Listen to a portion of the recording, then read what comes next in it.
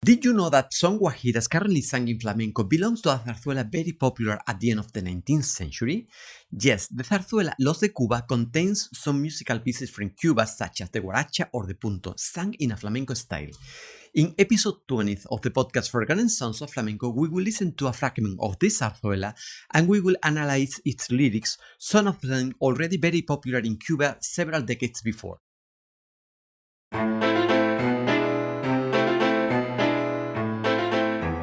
Sounds that once were listened. Sounds that once were enjoyed. Sounds that once were danced. Sounds relegated to oblivion. And yet, there is still something we can do for them.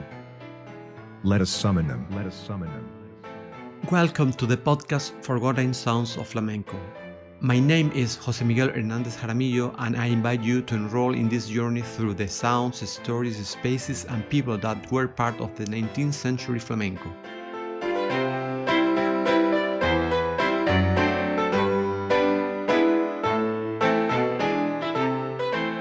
Hi, I hope you are very well and thanks so much for being there again. Get ready because today's story is adorable. In fact, there are so many things to comment on that I have decided to do not one but two episodes on this topic. You will be able to listen to the continuation of this episode in 2 weeks. In musical research in general and in flamenco research in particular, some researchers tend to use generic concepts to assign to everything that they don't know where to put in. For example, when the reason for the incorporation of some songs to flamenco is not known, it is common to say things as it comes from folklore or from a zarzuela. With this kind of affirmation, the subject is quickly dismissed, and in terms of rigorous research, this type of statement is questionable. Today's story does start with a zarzuela, and is the result of a thorough investigation I did for my doctoral dissertation at UNAM. But first, let me remind you that this podcast is available on Spotify, iTunes, among other platforms, and on YouTube, in case you want to listen to previous episodes or subscribe to find out when new episodes are released. Our story begins in the summer of 1888 in the so-called Teatro Felipe, one of the summer theaters installed outdoors in Madrid. On August 18 of that year, the zarzuela entitled Los de Cuba, with music by Ángel Rubio and Enrique López Marín de Insausti, was premiered. Don't worry, I will not make you a spoiler of the play, which is very funny. Still, I will tell you that some characters pretend to be Cubans in the plot.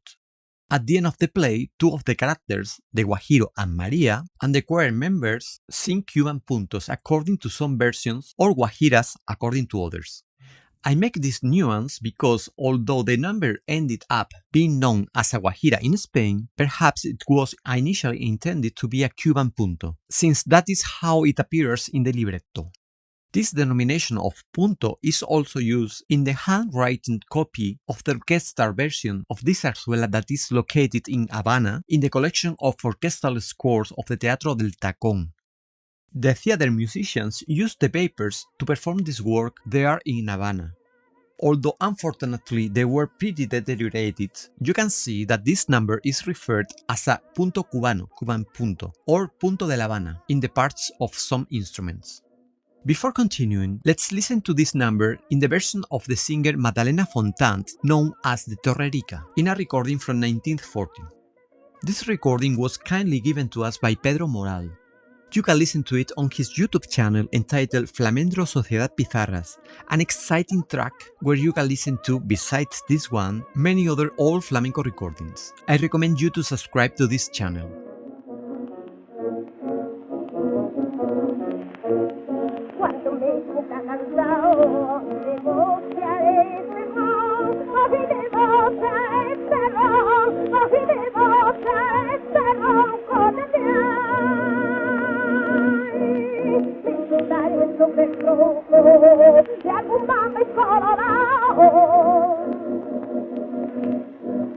Contemplar en el estado la sabana y la colina, hizo ver a ver la casarán del marmoncillo de ay, con la punta del cuchillo, con el nombre de Lucina, guajirito de mi pensamiento. despacito. La guitarra no hace rajear, porque el punto pide puntear.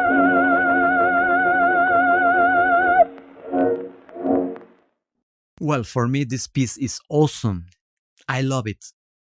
We have listened to the second of the three stanzas of this piece and the final refrain. Sometimes it is difficult to understand the lyrics in these ancient recordings. I will read them translated into English. Soon the morning will come, when the dense fog spreads its immense layer over the green savanna, the American ceibas will rise over the mountains, the melodious mockingbirds will trill here and there, and the sun will illuminate the Cuban horizons. The second stanza is the following. When I feel tired and of poison be hoarse, I will sit on the trunk of some red mamey. I will gaze in rapt contemplation the savanna and the hill, and on the delicate green shell of a mamoncillo, with the tip of a knife, I will write the name of Rufina. This was the second stanza. Notice that at the end appears the feminine name of Rufina, but in Los de Cuba there is no character with that name. And what's that mean? Well, it means that this stanza was not composed expressly for this play, but it already existed. In fact, I found some very similar decimas in the book published in La Habana 17 years earlier, entitled Cantares de Vuelta Abajo recopilados por un guajiro, in English, Songs from Vuelta Abajo compiled by a guajiro. This book is a compilation of, I quote literally, decimas or stanzas collected in the fields and some unpublished poems. The section of stanzas that deals with themes related to hunting is where the two stanzas similar to those of the zarzuela appeared. They are the following. Again, I will try to translate. I can already imagine that I find myself spinning dilated laps under the slender palms that rise up in the mountains. Already, I suppose that in the center of those flowering hills, hearing from the mockingbirds the sweet and joyful trills, I see among ceibas and hawthorns the Cuban horizons. The second one is the following. When I am tired of walking and I am hoarse from singing, I will sit on the trunk of some red mamey, I will gaze in rapt contemplation the guayos of the hill, and on the delicate white shell of an anoncillo, with the tip of a knife, I will engrave Isabel Rufina. As you can see, really similar stanzas.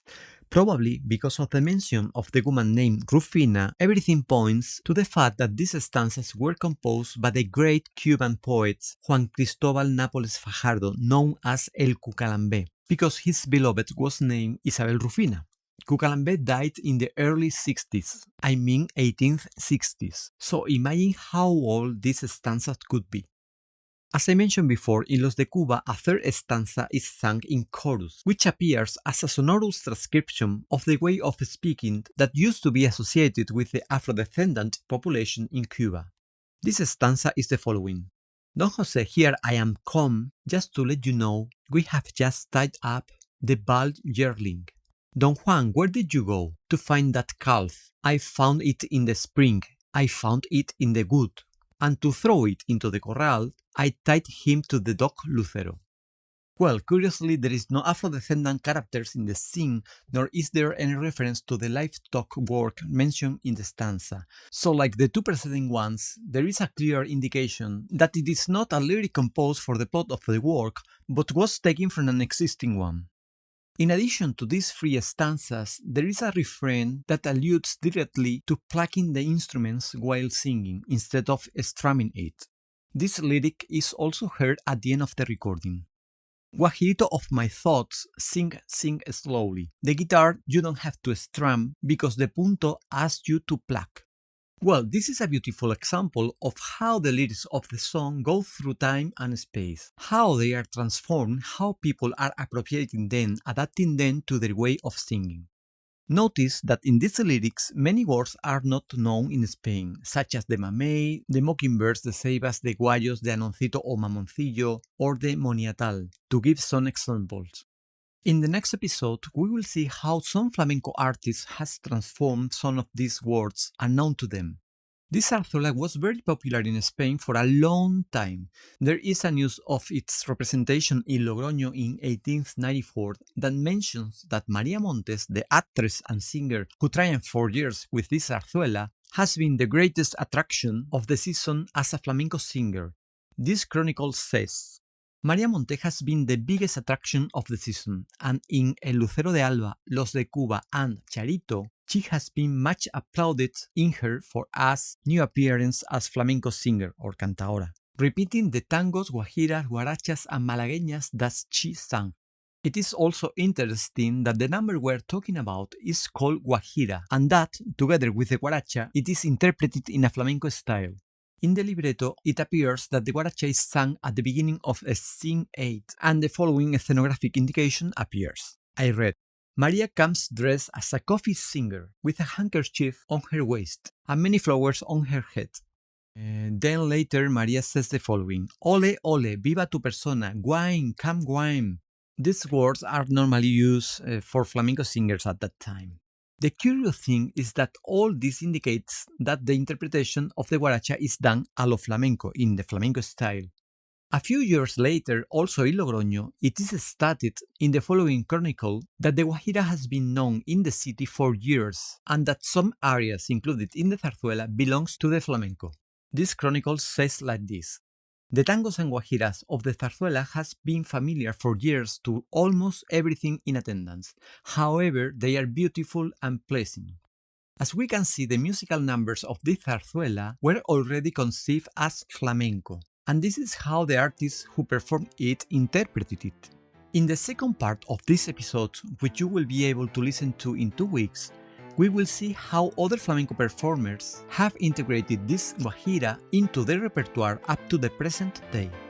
Let me remember that if you still need to subscribe, I invite you to do it on Spotify, iTunes, iVoox, Google Podcasts or YouTube, so you can be notified when the second part of this story is released.